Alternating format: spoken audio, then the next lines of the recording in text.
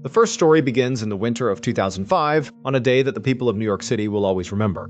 It was January 23, 2005, a Sunday, and the city was being hammered by an incredibly severe blizzard. The wind was howling, and the temperature had plummeted far below freezing. Curtis Myron, a veteran firefighter with the New York City Fire Department, was on duty. He was 44 years old, a devoted husband to his wife Jeanette, and a loving father to his two young daughters, Angela, who was a teenager, and Denine, who was a bit younger. Curtis was known as a guy who could fix anything, a man who loved his family deeply, and a firefighter who always put his life on the line for others. That morning, a massive fire broke out in an apartment building in the Bronx. Curtis and his crew from Ladder 27 rushed to the scene. The building was engulfed in a raging inferno with thick, black, suffocating smoke pouring from the upper floors. Curtis, along with 5 other firefighters, climbed to the top floor, the 4th floor, to search for trapped residents. But as they were searching, the fire suddenly flared up, blocking their only escape route. The temperature on the 4th floor rose to unimaginable levels, melting their thick protective gear and trapping them in a corner of the building. With the fire closing in and no way to escape through the hallways, the 6 firefighters made a desperate, split-second decision. Rather than be burned alive, they elected to jump from the 4th floor window to the frozen ground below. Tragically, Curtis and another firefighter, John Bellew, did not survive the fall. To make this horrible day even worse, another fire broke out separately in Brooklyn on that exact same day, claiming the life of a 3rd firefighter. This day would become known in New York history as Black Sunday. It was the largest single-day loss of life for the New York City Fire Department since the tragic events of September 11, 2001. Curtis's wife, Jeanette, and their daughters, Angela and Denine, were absolutely inconsolable. They went from being a normal, happy family to being thrust into a cold, dark reality where their father and husband was never coming home. Because the Black Sunday tragedy was such a massive, high-profile news event, media outlets and reporters began showing up at Jeanette's house. They parked their news vans along her street, stood near her driveway with cameras, and constantly knocked on her door, hoping to get an emotional interview with the grieving widow or her traumatized children. Jeanette and her daughters felt completely trapped inside their own home, unable to even step outside to get the mail without being hounded. To make things worse, the house itself was a constant, painful reminder of their loss because Curtis had literally built it with his own hands. Every piece of wood, every door, every window frame was something Curtis had touched, measured, and crafted. The sadness in the house was overwhelming. Finally, Jeanette sat her daughters down and told them they needed to move. She said they needed a fresh start, a place where they could heal without the constant reminders of Curtis's absence and without the pressure of the media. The girls were incredibly eager to leave, so Jeanette started house hunting. Very quickly, she found a small, charming house on Long Island. It was located farther away from the city, which was exactly what they wanted, and it sat on a full acre of land. For the price the owner was asking, an acre of land on Long Island was completely unheard of. Jeanette went to see the property, and she could immediately see why it was so cheap. The house was in terrible shape. It needed a massive amount of renovation work, more than she could ever afford on her own. But when Curtis's firefighter buddies heard about the house, they stepped in. They told Jeanette that they wanted to support her and the kids, and they offered to do all the renovation work themselves, completely free of charge. They said they would show up on weekends and days off to completely rebuild the house for her. Overwhelmed by their kindness, Jeanette bought the house, and she and the girls moved in. Almost immediately, a massive crew of firefighters showed up and began tearing the house down to the studs, intending to rebuild it from the inside out. Because of this massive, ongoing renovation project, many of the doors and windows of the house were not secured at night. Some doors were off their hinges, and windows were left unlocked, which made Jeanette feel incredibly anxious and vulnerable. To make herself feel safe, she went out and purchased a high-quality security system with 7 different cameras. She mounted these cameras all around the exterior of the house, covering the driveway, the front yard, the sides of the house, and the edge of the dense, dark forest that bordered the back of their property. All 7 of these cameras streamed their live feeds directly to Jeanette's laptop, allowing her to monitor the entire property from the comfort of her couch. Jeanette found herself watching these feeds constantly, finding a strange sense of peace and security in knowing exactly what was happening outside. One night, Jeanette was sitting on the couch with her laptop open, flipping through the camera feeds. Her daughters were upstairs in their respective bedrooms, which were located at opposite ends of the hallway. Jeanette was looking at one feed in particular that showed the edge of their front yard, where their driveway met the dark tree line of the forest. The yard also had a small swing set that they had installed. As Jeanette watched the screen, she saw a tall, dark figure emerge from the tree line. It appeared to be a man wearing a long, heavy cloak. The figure walked slowly and deliberately out of the woods, stepped onto their driveway, walked a little way toward the house, and then suddenly stopped. The figure stood completely still, staring directly up at the house. Jeanette was so caught off guard and terrified by what she was seeing that she couldn't move or make a sound. She just sat there, frozen, staring at the laptop screen, waiting to see what this cloaked figure would do next. After standing there for what felt like an eternity, the figure slowly turned around, walked back into the dark forest, and vanished. Jeanette didn't know what to think. The cameras weren't high definition, and the lighting was poor, so she tried to convince herself that it was just an animal, a trick of the light, or some kind of camera glitch. She didn't want to terrify her daughters, so she decided not to mention it. But at that exact same time, upstairs, the girls were experiencing something truly bizarre. Angela was lying on her bed reading a book, with her back pressed flat against the wall. Suddenly, she felt a distinct rhythmic tapping sound coming from inside the wall, directly against her back. She could actually feel the vibrations through her spine. She put her book down, sat forward, and listened intently. Then, she heard 3 loud, violent bangs, as if someone were striking the wall on the other side to get her attention. Angela got out of bed, opened her bedroom door, and looked downstairs. From her doorway, she had a clear view of the living room, and she saw her mother sitting quietly on the couch, typing on her laptop. She looked down the long hallway and saw that her sister Denine's bedroom door was tightly closed. Angela went back into her room, thinking she was just letting her imagination get the best of her. She decided to put her ear flat against the plaster wall to see if she could hear anything. The very instant her ear made contact with the wall, a massive, deafening smash erupted from the other side, right where her ear was, as if someone had hit the wall with a sledgehammer. Angela screamed, ran to her bed, pulled the heavy blankets over her head, and hid, trembling in the dark. Meanwhile, down the hall, Denine was experiencing her own terror. She was lying in bed when she heard 3 slow, deliberate knocks on her bedroom door. Thinking her mother had come upstairs to check on her, Denine got up, walked to the door, and opened it. The hallway was completely dark and empty. She poked her head out, looked down the stairs, and saw her mother downstairs on the couch. She looked toward Angela's room and saw that her door was closed. Denine closed her door, and the very second the latch clicked, 3 loud, heavy knocks sounded on the door again. Terrified, Denine ran back to her bed, jumped under the covers, and hid. The next morning, the 2 girls met in the kitchen for breakfast. They began talking and quickly realized they had both heard the bizarre tapping and knocking sounds the night before.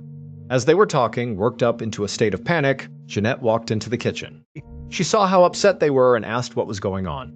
The girls told her everything, claiming the house was making terrifying noises and that someone was knocking on their walls and doors. Jeanette tried to calm them down, telling them it was just an old house settling, or the water pipes, or the wind. She told them they were overthinking things and that the house was perfectly fine. A few days later, some of the firefighters who were helping with the renovations began working in the basement. The basement was completely filled with old clutter, broken furniture, and boxes left behind by the previous owner. The first step was simply to clear everything out. One of the firefighters, a close friend of Curtis named Tom, was moving some heavy wooden crates when he noticed a strange drawing on the concrete floor. He cleared away the dust and dirt and was shocked to see a massive hand-painted pentagram on the floor, a 5-pointed star inside a circle, which is a symbol commonly associated with satanic worship. Tom called Jeanette downstairs and showed her the symbol, asking what she wanted him to do. Jeanette was deeply unsettled but told him to paint over it immediately, as she didn't want her daughters to see it and get scared. But what Jeanette didn't know was that the girls had already been exploring the deep forest behind their property over the past few days. Deep in the woods, they had found dozens of pentagrams carved into the trunks of trees, scratched into large rocks, and drawn in the dirt. The symbols were everywhere. The girls had decided to keep this a secret from their mother because they didn't want to cause her any more stress. A few days after the basement discovery, Angela was home alone for a few hours. Jeanette had gone to the grocery store and left Angela with a few chores, which included cleaning out the refrigerator. Angela was in the kitchen, wiping down the shelves, when she began to get a terrible, heavy feeling that someone was standing directly behind her, watching her. Every time she turned around, the kitchen was completely empty, but the feeling of being watched was overwhelming. She decided to stop cleaning and wait for her mother to return. But just as she was about to close the refrigerator door, a massive explosive crash sounded behind her. She spun around and saw that every single cabinet door and drawer in the kitchen had flown open at the exact same instant, and all of the pots, pans, plates, and silverware had been violently thrown onto the floor, shattering and clattering everywhere. Angela let out a piercing scream, ran up to her bedroom, and huddled in the corner, sobbing hysterically. When Jeanette came home, she walked into the kitchen and thought the house had been ransacked by a burglar. She ran upstairs, screaming for Angela, and found her terrified in her bedroom. Jeanette grabbed her laptop to check the security feeds, but the cameras showed that absolutely no one had entered or left the house. Angela was hysterical, and when she finally managed to tell her mother what had happened, Jeanette was skeptical, wondering if Angela had thrown a tantrum. But Angela's genuine, paralyzing terror convinced Jeanette that she was telling the truth. From that day on, Angela began to withdraw, becoming incredibly quiet and fearful. Shortly after this, the renovation crew was tearing down drywall in the basement. Behind one of the walls, they found an old, dusty journal wrapped in delicate lace. They gave it to Jeanette. She opened it and saw the date 1927, which was the year the house was built. The journal belonged to a young girl named Christina. As Jeanette read through the entries, she was horrified to find detailed drawings and descriptions of ritualistic animal and human sacrifices that had taken place in the basement of the house. The journal specifically pointed to a strange, sealed cement room built directly underneath the basement stairs. The construction crew had already noticed this weird room, which had solid concrete walls on all sides with no doors or windows, and they had wondered what it was for. Jeanette immediately hid the journal, desperate to keep the dark history of the house from her daughters. A few days later, Angela was in her room listening to music on her headphones. She thought she heard her name being called. She took off her headphones, opened her door, and asked her mom if she had called her. Jeanette said no. Angela could hear Denine showering in the bathroom at the end of the hall. She went back to her room and sat on her bed. Before she could put her headphones back on, a clear, raspy voice came from deep inside her bedroom wall saying, "Get Denine!" Immediately, a blood-curdling scream erupted from the bathroom. Angela and Jeanette both ran to the bathroom and threw the door open. Denine was huddled on the floor of the shower, screaming hysterically. Jeanette wrapped her in a towel and took her to her bedroom. Denine, shaking violently, said she was in the shower when she heard a deep male voice whispering her name. Then she watched as a massive, solid hand pressed against the outside of the frost glass shower door, sliding down the glass.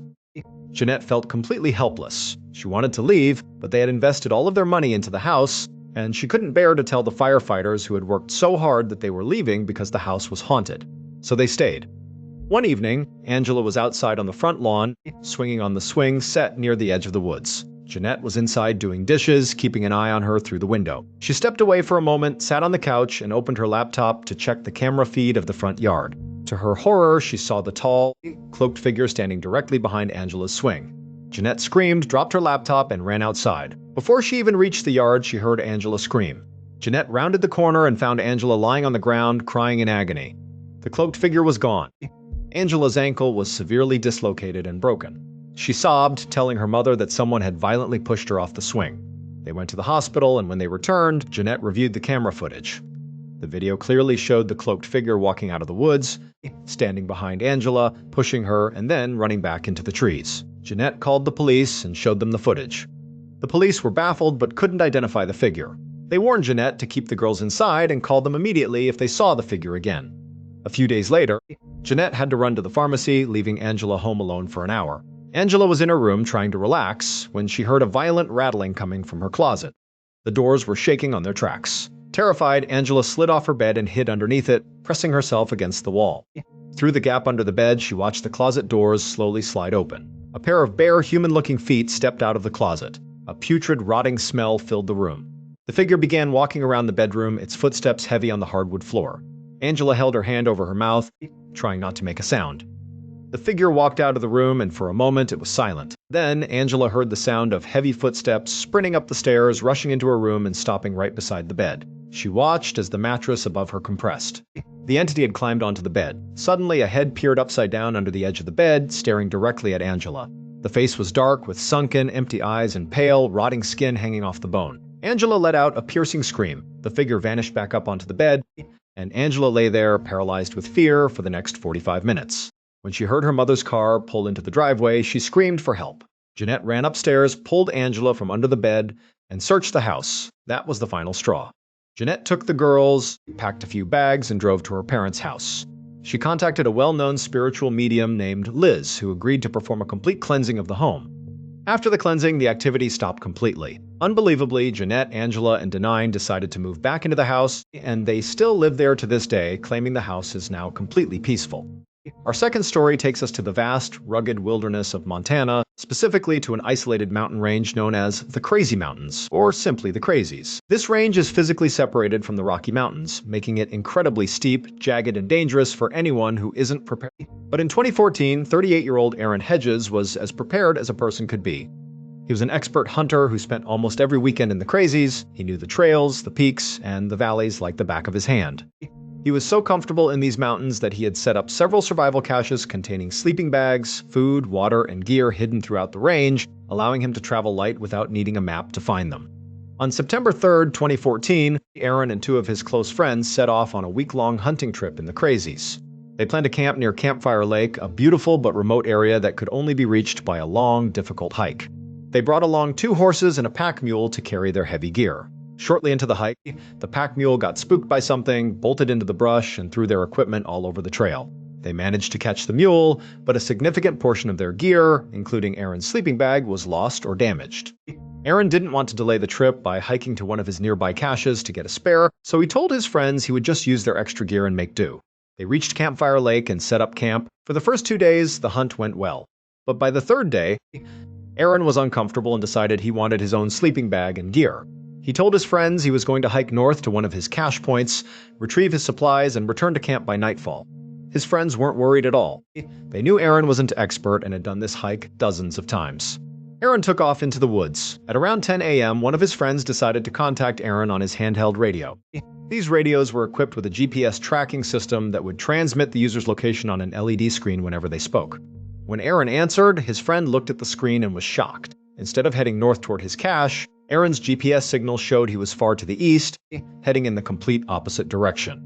When his friend pointed this out, Aaron sounded calm and said, "Hey guys, I made a wrong turn at the fork and got a bit turned around. I'm trying to find the trail to get back to the cache." His friends told him to be careful and expected him to correct his course and head back to camp. But this wrong turn was highly unusual for someone with Aaron's experience. The fork in the trail was incredibly obvious. The path toward the cache went straight uphill, while the wrong path went downhill and ran alongside a very loud, fast-flowing creek. Aaron would have had the creek on his right side for nearly an hour, which should have immediately alerted him that he was on the wrong trail. Yet, he kept walking downhill, away from his destination. Night fell and Aaron did not return to camp. His friends tried to radio him, but there was only static. They had no cell phone service and were a full day's hike away from the nearest town. They decided to wait through the night, hoping Aaron had just decided to camp at his cache and would return in the morning. On September 6th, there was still no sign of Aaron. His friends spent the day searching the trails, calling his name, and trying to reach him on the radio, but found nothing. On September 7th, they packed up their camp and hiked out of the mountains to alert the search and rescue teams. A massive search operation was launched, but almost immediately, a severe autumn blizzard hit the Crazy Mountains, dumping over 2 feet of heavy snow and making search efforts nearly impossible for the first 48 hours. By September 9th, the weather cleared slightly and searchers focused on the trail Aaron had mistakenly taken. They followed the creek downhill and near a high cliff overlooking the water, they made a bizarre discovery. Neatly placed side by side next to a large tree were Aaron's boots. A few feet away was the remains of a small fire pit. Inside the ashes, they found an empty cigarette pack of Aaron's preferred brand, his Camelback water bladder, and the burnt remains of his backpack straps. It was clear Aaron had sat by this fire, smoked a cigarette, took his boots off, and burned parts of his pack. But there was absolutely no sign of Aaron. The searchers were incredibly confused. It was freezing cold with 2 feet of snow on the ground, and Aaron had apparently taken his boots off and walked away barefoot. Investigators hypothesized that he might have been suffering from terminal burrowing or paradoxical undressing, common symptoms of severe hypothermia where a person feels hot and strips their clothes before crawling into a small space to die. They focused the search around the fire pit, but even with dogs and infrared cameras, they found nothing. 9 months later, in June of 2015, a rancher named Mr. Ryan was doing annual maintenance on his fence line at the very base of the Crazy Mountains. One of his family members decided to take a break and hike about a mile up into the foothills to look at the view.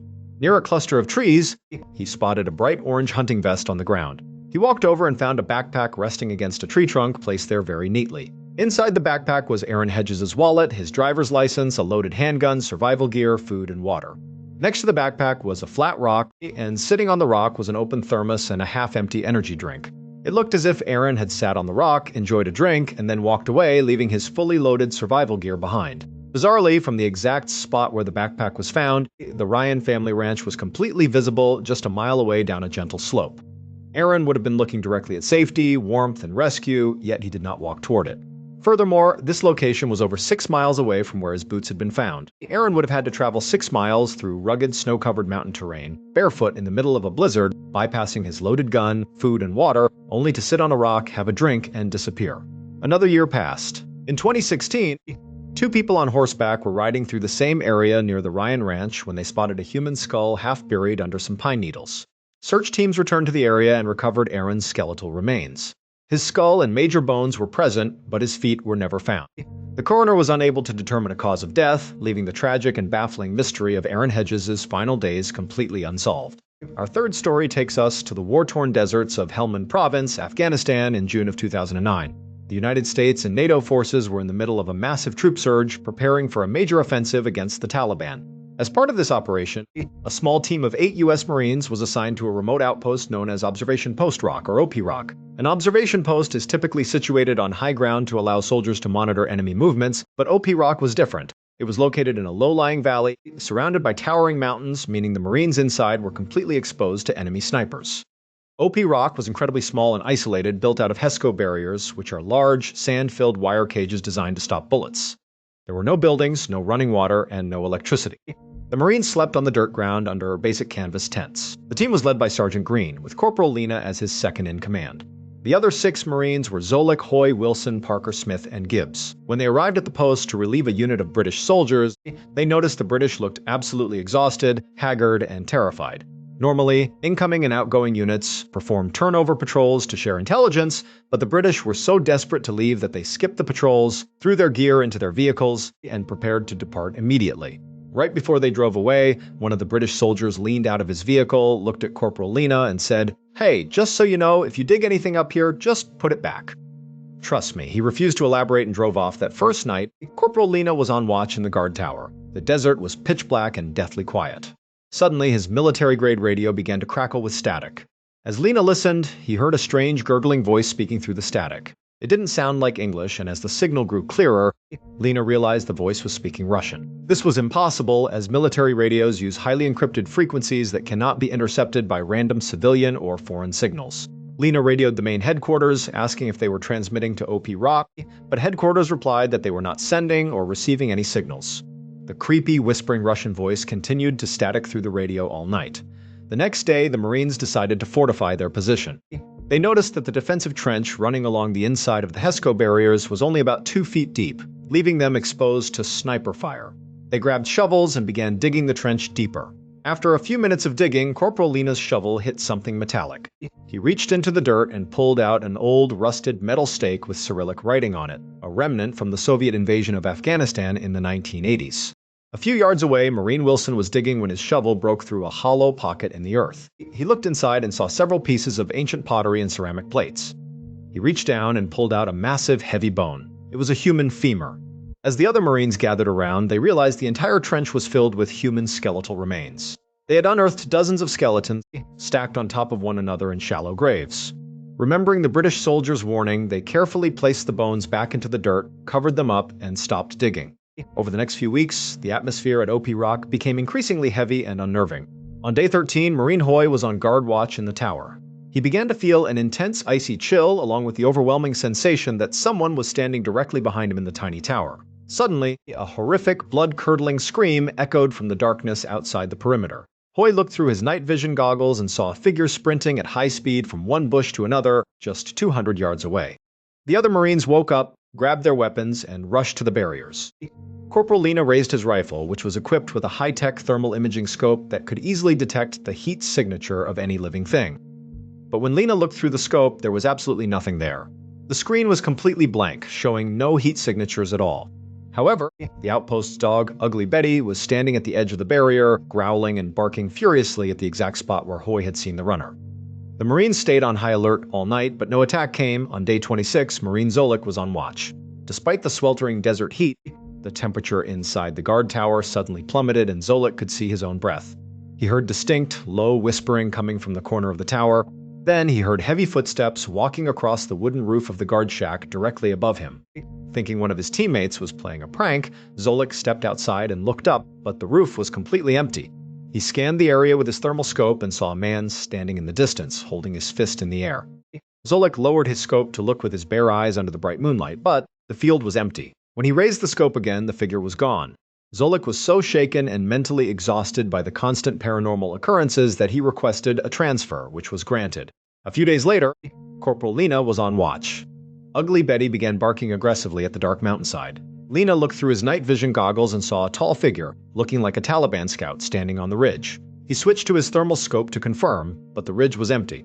He switched back to night vision, and the figure had instantly moved several hundred yards closer, standing just outside the perimeter wire. Lena prepared to fire, but before he could, he felt a firm, heavy hand tap him on his shoulder. He spun around, expecting to see another Marine, but there was no one there. The rest of the team was fast asleep in the center of the camp. On day 59, the day before they were scheduled to be relieved, all of their communication systems and radios went completely dead. They were totally cut off from the outside world. Late that night, a massive firefight erupted. The sound of heavy machine gun fire and screaming bullets filled the air. The Marines scrambled to their defensive positions, firing back into the darkness. Suddenly, they heard the distinctive, high-pitched whistle of a rocket-propelled grenade, or RPG, flying toward them. They braced for impact as they heard the rocket explode violently against the HESCO barrier. The intense gun battle raged for hours. The Marines were pinned down, firing hundreds of rounds into the dark valley. Then, just as suddenly as it had started, the gunfire ceased and the desert fell dead silent. The Marines stayed in their defensive positions until dawn, waiting for a follow-up attack. When the sun finally rose, they stepped out of the trenches to inspect the damage to the outpost. To their absolute bewilderment, there was not a single bullet hole, scorch mark, or shrapnel damage anywhere on the HESCO barriers. No RPG had hit the camp, and there were no bullet casings or footprints in the valley where the enemy had supposedly been firing from. The entire battle had been silent to the outside world, but all 8 Marines had heard and experienced the exact same thing. The next day, the relief unit arrived, and the Marines gladly left OP Rock. Tragically, in the years following their deployment, 3 of the 8 Marines from that team were killed in action in other parts of Afghanistan, and Sergeant Green was severely injured by a roadside bomb. Corporal Lena remains convinced to this day that by digging up the bones in the trench, they unleashed a dark, ancient curse that followed them home. Our 4th story takes us to the state of Michigan in June of 2005. 22-year-old Todd Guy was a vibrant, athletic young man who was deeply loved by his family and friends. He was an avid outdoorsman who spent his free time hunting deer, fishing in the local lakes, and enjoying life in his rural community. On June 11, 2005, Todd drove to his parents' house, which was located just 5 miles north of the home he shared with his cousin.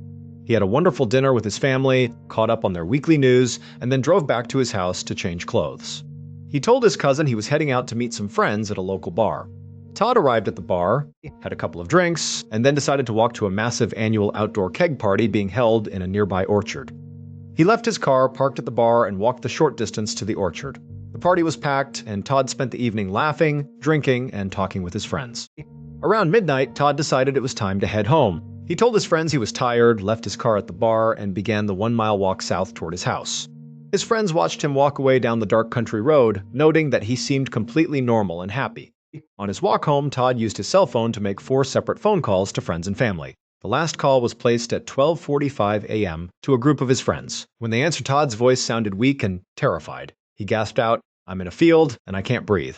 His friends frantically asked where he was, but Todd didn't answer. Instead, the phone was filled with the sound of incredibly heavy, rhythmic breathing. It was unclear if the breathing belonged to Todd or if someone else was holding the phone close to their face, breathing heavily into the receiver. After a few seconds, the call cut out. His friends tried calling back repeatedly, but the phone went straight to voicemail. The next day, Todd failed to show up for a mandatory family gathering. Knowing how close he was to his family, his parents immediately knew something was wrong. They contacted his friends, who told them about the bizarre and unsettling phone call from the night before. His family called the police, and a massive search operation was launched. Search and rescue teams, tracking dogs, and helicopters with thermal imaging spent 3 weeks combing the orchards, fields, and forests surrounding the path Todd would have taken home, but they found absolutely no sign of him. On July 2nd, 3 weeks after Todd went missing, a couple was walking along the shore of a small lake located several miles north of the orchard where the party had been held. The wife noticed something strange bobbing in the water about 20 feet from the shoreline. As they got closer, they were shocked to see the head and shoulders of a man completely out of the water, upright, as if he were treading water or standing on the lake bed. They called the police, and divers recovered the body, which was quickly identified as Todd Guy. The discovery raised immediate, troubling questions. First, Todd's body was found miles to the north of the party, in the exact opposite direction of his home. Second, the upright, vertical position of his body in the water was highly unusual. Drowning victims almost always float face down, flat on the surface of the water, unless their clothing is caught on something or there is ice propping them up, but the water was warm and clear. The toxicology report revealed that Todd had a moderate amount of alcohol in his system, but he also had a massive, lethal dose of a prescription antidepressant. Todd had no history of depression, had never been prescribed antidepressants, and none of his family or friends had any idea how he could have obtained the drug. Furthermore, Todd's body showed absolutely none of the physical decomposition, bloating, or water damage that would typically occur after being submerged in water for 21 days. His skin was pristine. The county medical examiner ruled his death an accidental drowning, but Todd's family refused to accept this conclusion. They hired an independent, highly respected forensic pathologist to review the autopsy. The independent pathologist concluded that Todd had been in the water for a maximum of 3 days before he was found, meaning he had been kept alive somewhere for 18 days after he went missing. Additionally, there was almost no water in Todd's lungs, which strongly indicated he was already dead before his body was placed in the lake. To this day, the police have refused to reopen the case, leaving Todd's family with the haunting question of who held Todd captive for nearly 3 weeks, drugged him, killed him, and placed his body in the lake. Our fifth story takes us to Southern California in the summer of 2006. Susan Lewis and her teenage daughter Jamie had just moved into a beautiful, quiet suburban home that they affectionately called their sanctuary. Shortly after moving in, Susan's long-term boyfriend, Matt, and his teenage daughter, Marie, moved in with them. The blended family got along wonderfully. Jamie and Marie quickly became close friends, and the house felt like the perfect place to build a new life. But everything changed on a warm afternoon because of a jar of peanut butter. Susan was inside the kitchen preparing lunch while Matt, Jamie, and Marie were outside swimming in the backyard pool. Susan walked over to the kitchen counter and noticed a jar of peanut butter lying on its side with the lid off. Strangely, the peanut butter inside had completely melted into a warm liquid, which was slowly pouring across the counter and onto the kitchen floor. The kitchen was cool, and there was no logical reason for the peanut butter to be melted. Susan assumed one of the girls had played a prank and microwaved the jar. She called Jamie into the kitchen and asked if she had done it. Jamie laughed, denying any involvement, and said she had been in the pool the entire time. Susan then called Marie in, but Marie also denied touching the peanut butter. Susan decided not to let the minor incident ruin their day, cleaned up the mess, and went back outside to join the family by the pool. When they all walked back inside the house later that evening, they were met with a scene of absolute chaos. Stacked neatly on every single step of the staircase leading to the second floor were dozens of canned goods from the pantry. In the bathroom, the shampoo and conditioner bottles had been stacked on top of one another in a delicate tower, and their hairbrushes had been arranged in a perfect star pattern on the counter. In the kitchen, the microwave was stuffed with stuffed animals, canned food, and peanut butter jars. Underneath the sink, all of the cleaning products had been pulled out and arranged in a perfect line on the floor, ordered from shortest to tallest. Strangely, a thick, sticky liquid that looked like dish soap and ketchup had been sprayed all over the walls. Susan and Matt immediately thought someone had broken into their home. They searched the house, but all the doors and windows were locked from the inside, and they had been in the backyard the entire time with a clear view of the only entrance to the property. No one could have entered without them seeing. They took photos and video of the bizarre arrangement, completely baffled by what they were seeing. Matt secretly believed Susan's daughter, Jamie, was responsible, while Susan believed Matt's daughter, Marie, was playing a sick joke. This underlying suspicion began to create a deep, painful rift in the family, causing constant arguments between Susan and Matt. A week later, Jamie and Marie were hanging out in Jamie's bedroom. Marie was sitting at the desk doing homework, and Jamie had just made a cup of hot coffee. Jamie set the coffee mug down on the desk next to Marie and went into the hallway bathroom. A few moments later, Jamie walked back into her room and screamed. The cup of coffee had been violently thrown across the room, soaking her bed sheets and dripping down the wall. Marie was still sitting at the desk, looking completely shocked and terrified, insisting she hadn't touched the cup. Jamie didn't believe her and went to get a bottle of bleach to clean the stain. She returned, set the bottle of bleach on top of her dresser, and turned to grab a cloth. Suddenly, the cap of the bleach bottle flew off and the bottle tipped over, pouring bleach all over Jamie's clothes in her open drawers. Marie was sitting across the room, and Jamie had been looking directly at her the entire time. There was no physical way Marie could have done it. As both girls stood there screaming in terror, a heavy wooden picture frame on the wall suddenly flew off its hook and smashed onto the floor. A second later, another picture frame on the opposite wall flew off and shattered. Susan ran into the room, saw the terror on her daughter's faces, and immediately packed them into the car. They drove around the city for hours, too terrified to return home. When they finally went back that night, they found the house had been ransacked again. Canned goods were stacked on the stairs, food from the refrigerator was dumped on the kitchen floor, and more soap was smeared on the walls. When Matt came home, he was furious, still believing the girls or Susan were staging a massive hoax to convince him the house was haunted. That night, the power in the house went completely out. Throughout the night, every interior door in the house began slamming shut and opening violently, over and over again. In the kitchen, the gas stove's electronic igniter began clicking continuously, trying to light the burners. The family huddled together in the dark, terrified, listening to the cacophony. Susan desperately wanted to move, but they had spent all of their savings on the house and couldn't afford to break their lease or go bankrupt. Desperate, Susan spoke to a close friend who suggested leaving a peace offering to whatever entity was in the house. Susan bought a small ceramic cat figurine, as she loved cats, and set up a small table with candles in the hallway. She placed the figurine in the center, closed her eyes, and said aloud that they meant no harm and wanted to coexist peacefully. Just then, Matt walked in. Seeing the ritual, he became incredibly angry, grabbed the ceramic cat, walked out to the back deck, and threw it as hard as he could into the deep brush of the backyard. Susan and the girls cried, warning him that he had angered the entity.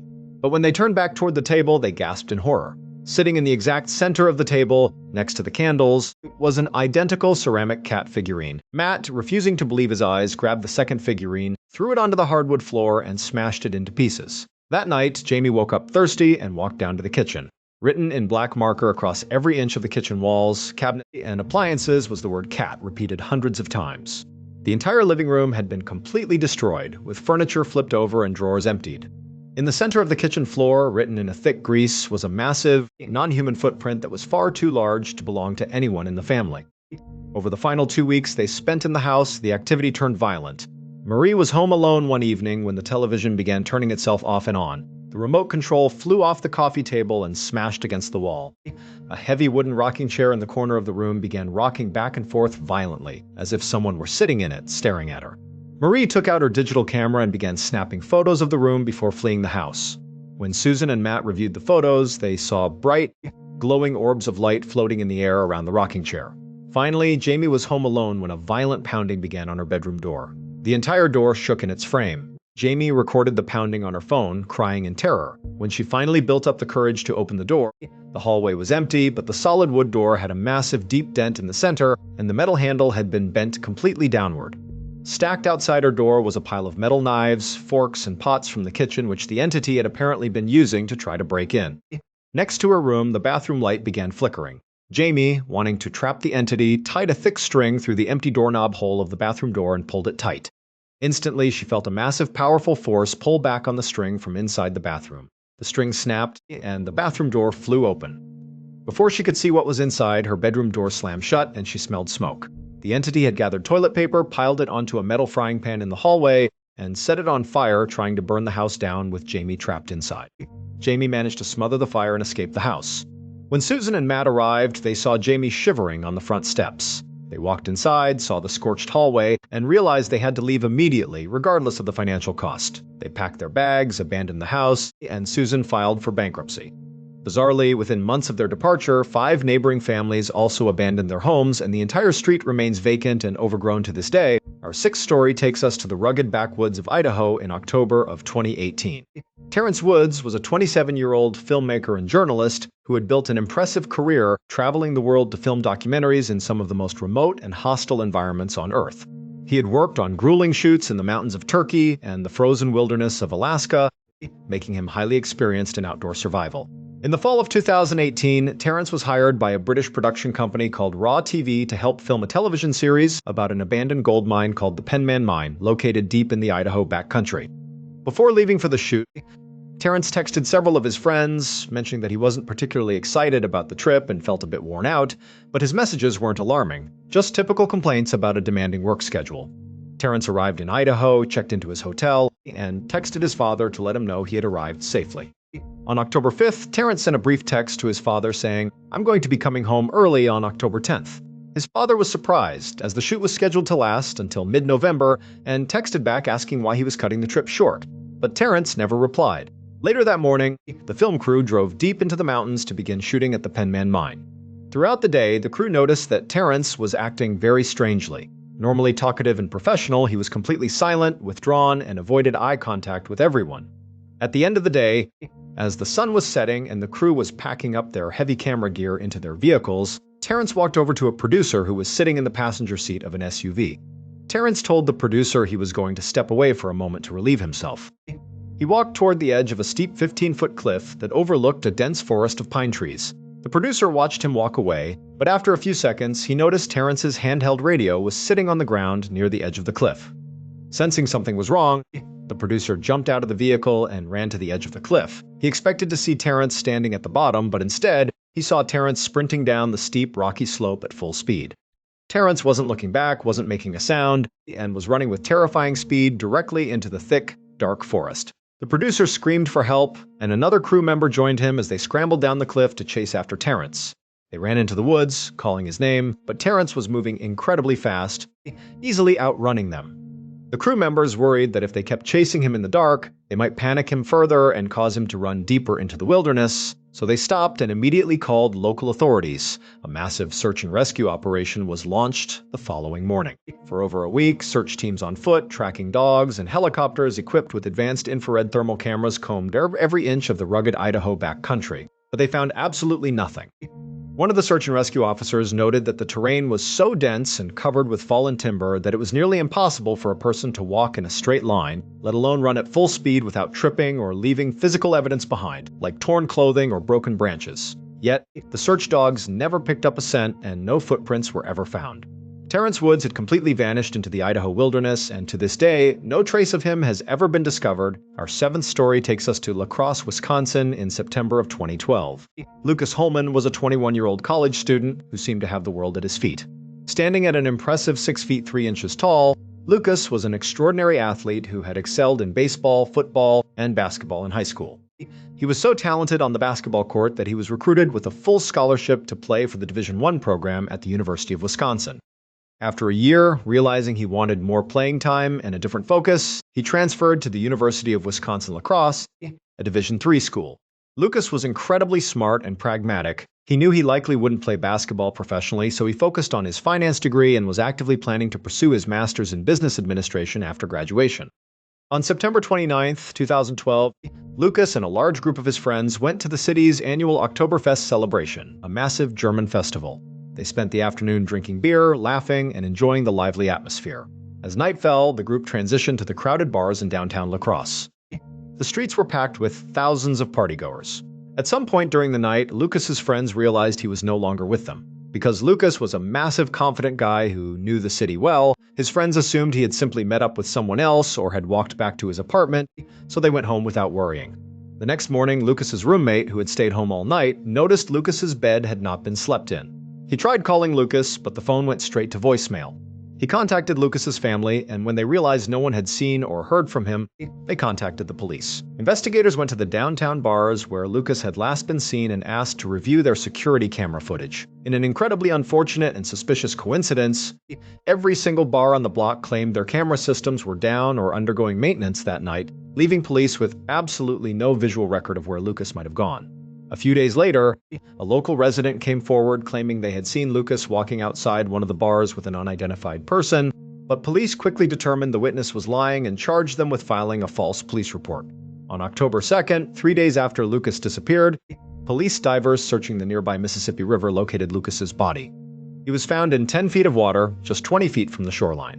When they pulled him out, there were no signs of physical trauma, struggle, or defensive wounds on his body, and his death was quickly ruled an accidental drowning.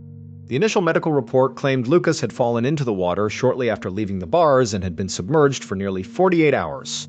However, a second, more detailed forensic examination revealed that Lucas had only been in the water for 8 to 12 hours before he was found. This meant Lucas had been alive and somewhere on land for over 2 days after he went missing. The toxicology report revealed a high blood alcohol content, but it also showed a massive lethal level of GHB, a powerful sedative commonly used as a date rape drug. Furthermore, investigators noted that Lucas's heavy leather belt had been buckled significantly tighter than he ever wore it, suggesting someone else had dressed him while he was unconscious or deceased.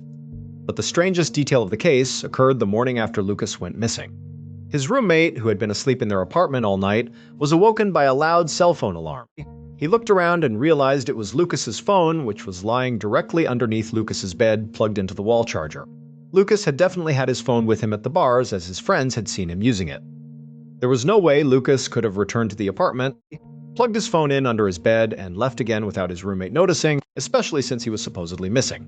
The police refused to subpoena the phone's GPS records or investigate how the phone had returned to the apartment.